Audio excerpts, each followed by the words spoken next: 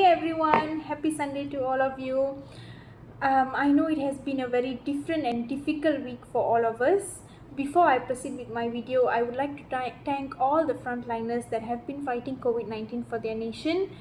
I would not be able to look at your professions the same way anymore. You all have been doing above and beyond, and I have so much of respect for these professions. Thank you so much.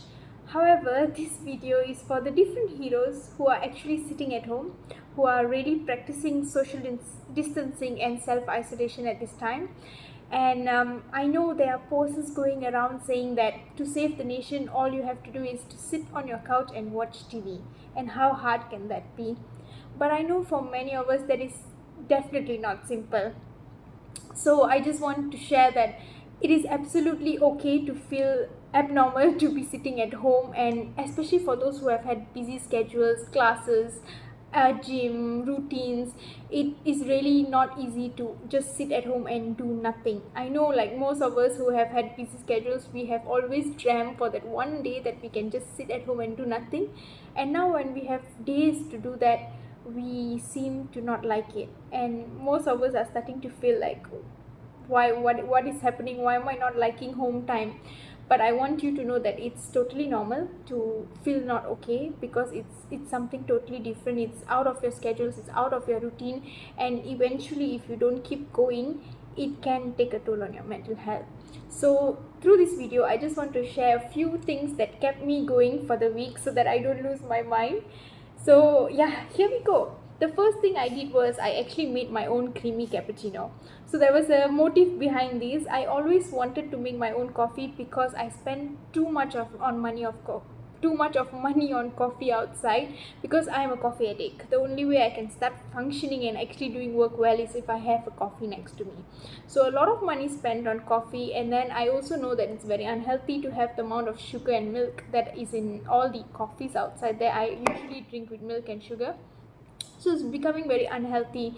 And I thought the best way was to make my own coffee. For months I've been having this idea, but I never had the time to actually go and make. So this time when I have the time, I actually made my own coffee every morning, and I experimented it different ways. And I will share the link in my description later on what are the few recipes that I tried. Of course, I got the videos online on how to make it. So the motive to make it is to definitely save money, and to eventually, because you make it your own, eventually you can lessen the sugar. You can try to go into black and see how it fits you. Like now from white sugar I've moved to brown sugar, a bit of improvement. So that is another habit I want to eventually build, and this is a small stepping stone towards that. And I'm actually very happy with the results I'm getting. So that's something really exciting that I felt I tried that would really help me eventually as things get normal. Then the second thing I did was I started yoga online. So I generally do go for yoga classes in the week, maybe 2 or 3 times. It's another habit that I was trying to build. And now that I actually was not able to go for it for the past 2 weeks already, because of all the cleanliness issues and how we have to be really careful.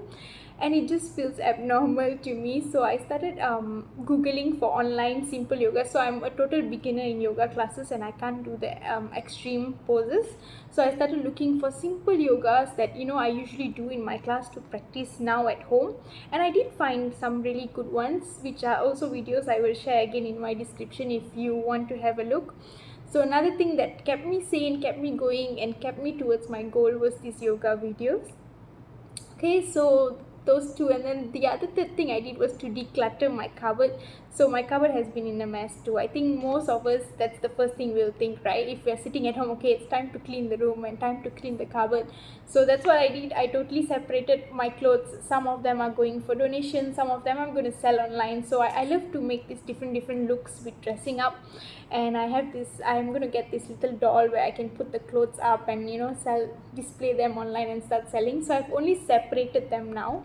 I haven't displayed them and started selling them yet. So that would be another agenda for the week, to kill my time and just to entertain myself with my creativity of putting things up in a creative way online. Yeah, so that's another thing. If you're into dressing up, you can really go into your clothes and start trying them now and see what looks nice with what. You can plan your entire outfits for when things get back to normal, or then you can come through stuff that may not fit you anymore, and you can always donate them.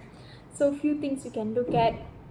Then another thing that I continued to do was I started a book. So I started this book actually a year ago, but it is such that it gives you certain tasks that if you don't complete the task, you can't go to the next chapter, and only if you complete that task you can understand the next chapter. So I understood that importance of doing that, and I started this book a year ago and I haven't even completed task 1. So basically I was just stuck at chapter 1, not completing task 1 and going to chapter 2. And this week I managed to complete task 1, so I'm finally at chapter 2, and it's really an interesting book. It really makes you do things that really open your mind up. So yeah, that's another thing I managed to do while I was stuck at home. And the final one I did was a lot of self-care.